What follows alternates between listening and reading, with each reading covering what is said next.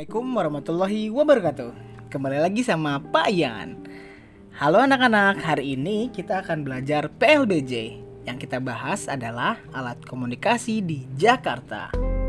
Oke, langsung aja ya. Manusia adalah makhluk sosial. Kita nggak bisa hidup sendiri. Dalam hidup, kita menjalin komunikasi dengan orang lain. Komunikasi dapat dilakukan dengan langsung maupun tidak langsung, seperti yang biasa kita lakukan. Apalagi dalam pandemi kayak gini ya, kita gak bisa nih ketemu secara langsung dan berkomunikasi. Makanya yang kita gunakan sekarang adalah komunikasi secara tidak langsung. Komunikasi tidak langsung membutuhkan alat. Oke, ini nih yang mau kita bahas. Apa sajakah alat komunikasi yang ada di Jakarta? Disimak videonya ya.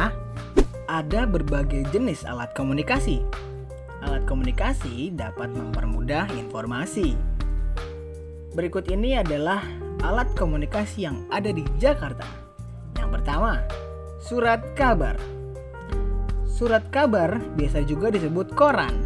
Itu dicetak pada kertas. Koran berisi berita-berita terkini seperti olahraga, cuaca maupun hiburan. Contoh surat kabar atau koran yang ada di Jakarta adalah Kompas, Media Indonesia, Republika, dan Koran Sindo. Cuma sekarang karena ada portal berita digital, jadi banyak orang yang beralih menggunakan media digital untuk memperoleh informasi berita. Selanjutnya adalah majalah. Majalah juga termasuk media cetak. Biasanya, majalah terbit setiap 1 bulan sekali. Contohnya seperti dulu Pak Ian pas masih kecil senang banget majalah ini. Namanya majalah Bobo. Lalu ada majalah Tempo, majalah Hai, dan lain-lain. Selanjutnya adalah telepon. Oh, ini nih yang kita gunakan terus-menerus. Telepon adalah alat komunikasi dua arah. Kita bisa menerima, kita juga bisa menghubungi. Kata telepon berasal dari dua kata, yaitu tele dan phone. Tele yang berarti jauh dan phone yang berarti suara.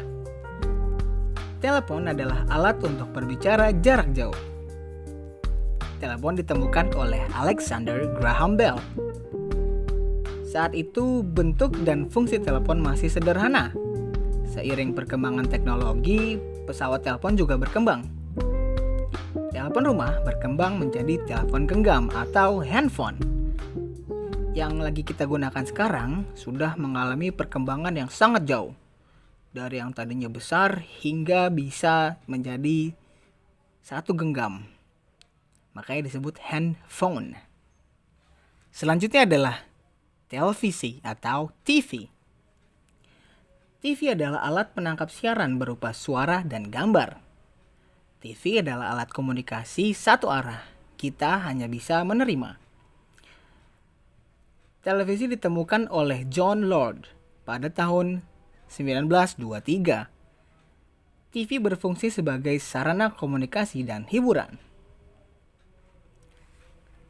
Ayo, siapa yang sering nonton kartun? Pasti kalian suka nonton Bobo Boy, SpongeBob, atau Upin Ipin. Di Jakarta terdapat beberapa pusat stasiun televisi.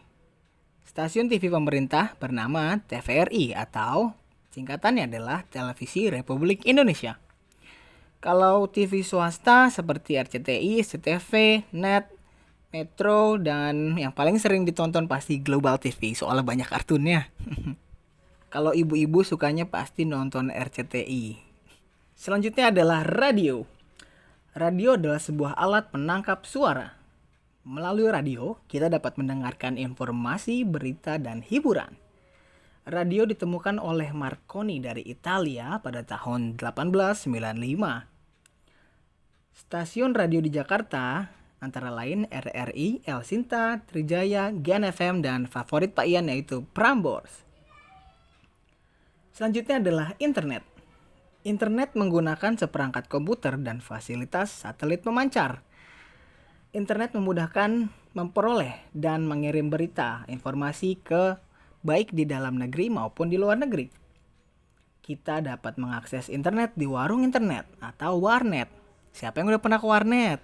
Dulu biasanya warnet itu seharga per jamnya seharga 4 sampai 5 ribu. Kalau sekarang internet juga bisa diakses dengan laptop dan handphone. Seperti yang kita lakukan sekarang, kita menggunakan internet untuk berkomunikasi.